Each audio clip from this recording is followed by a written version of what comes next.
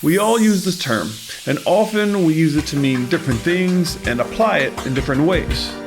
Let's dive into this idea of love to see what it truly means and how it should truly be employed, both in word and in deed. When you say, "I love you," what do you mean?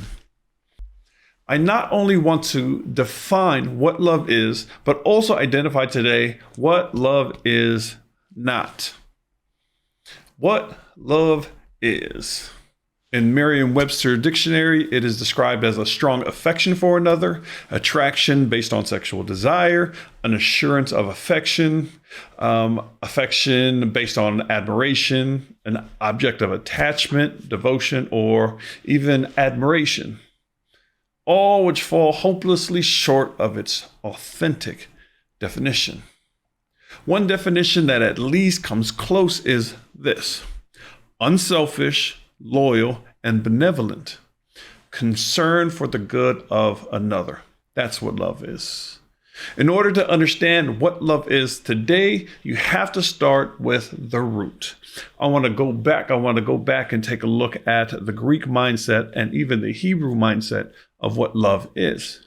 In the Greek mindset, love is unselfish, loyal, benevolent, a benevolent intention towards and commitment to another.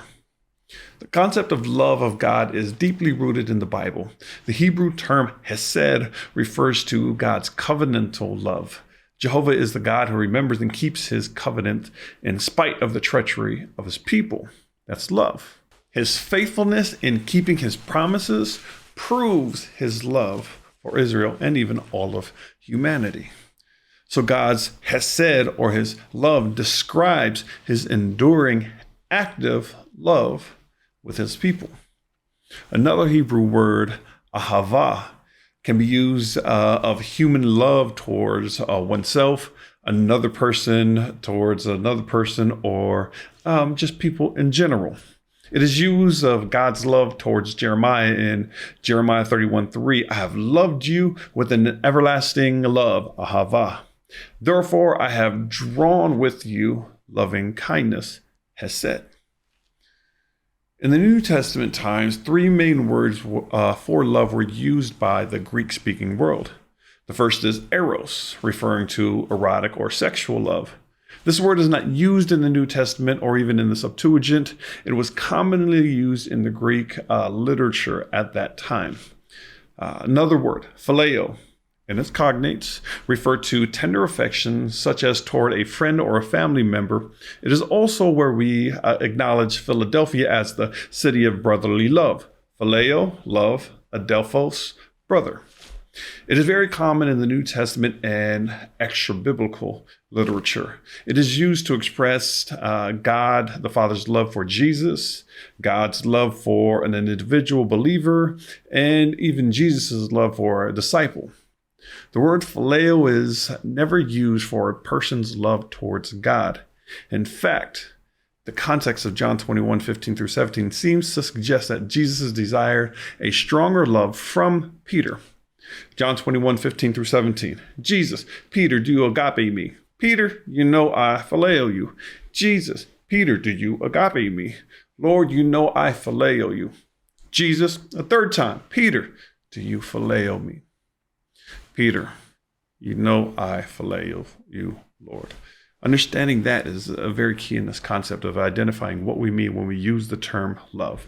The word agape and its cognate is rarely used in extra-biblical or outside of the Bible. It was used by believers to denote the special, unconditional love of God and is used interchangeably with phileo to designate either God the Father's love for Jesus, like John 3:35, God the Father's love for an individual believer, John 14:21, and even of Christ's love for his disciple, John 13:23. What all of this leads to conclude is that we have at the root love being an unconditional, loyal care for the good of another individual. Stemming from that, we may have levels or differences, like phileo is a care for a family or a friend, Eros means a physical affection or care for another. With that definition, I want to point out what it does not say. It does not say I have to agree with you to love you. It says I have to care for the good of you. And if the good of you is telling you that you are wrong, then love calls for exactly that. Let me give you an example. If me and you are walking down a street and there's a huge pothole and I see it, but you don't, and you continue talking to me, I'm not paying attention. If I loved you, I would warn you about it. I would warn you that if you continue on the path that you are going, that it will lead to trouble and pain. If I didn't love you, however, I would keep my mouth shut and let you continue on the path to destruction because, hey, it's what? It's what you love, right? Wrong. Love desires or concerns itself with the ultimate good of the individual. So if I desired, admired, had affection or devotion for something that is wrong or not good for you, if I loved you, then I would tell you where you were wrong and why. So for those who say, if you love me, you should just accept me the way I am. No, love requires that you care and show concern for the ultimate good of the individual. Quick side note as well. For those who say, if I don't accept you because of your decisions, then I am hateful and intolerant, can't I just use your logic against you as well and say, if you don't accept my beliefs, then you were hateful and intolerant? Yeah? No? Just checking. In closing, I hope you have a better grasp on what love is. And in this new year, adjust how you use it and how you allow others to address you with that term. If I love you, I will tell you what is right. I will be concerned with the good of you. And that includes telling you when you are wrong. Let's love a little more and a little better in this new year. Here's to 2024. Peace and grace.